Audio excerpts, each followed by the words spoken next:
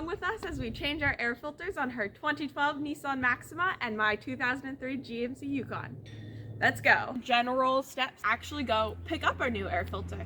Pop the hood of your car and locate where the filter is. For the exact location and tools you need, you can check your owner's manual and you can open the filter housing. I'm gonna pull out the existing filter. We'll make it clean a bit with our new filter and put it in the exact same way we took the old one out. Reverse the steps from the beginning.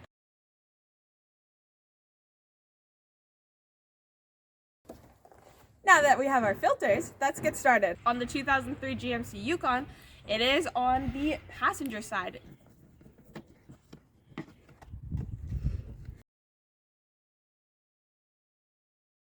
For the reveal. Whoa. Whoa. So this is the one that was in my car originally, and this is our new one. Now that we've got it all cleaned out, time to put our new filter back in.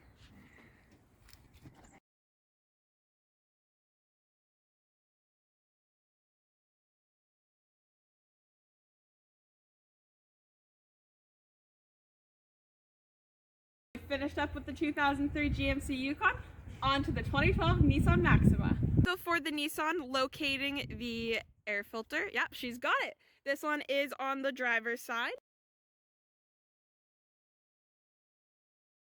And time for her air filter reveal. Oh.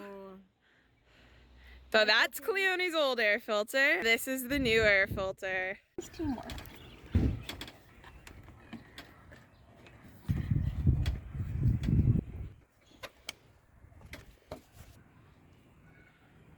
And now we're done both of them. I just wanted to go over some of the finances. The shop that quoted Cleone to change her air filter said $96.65.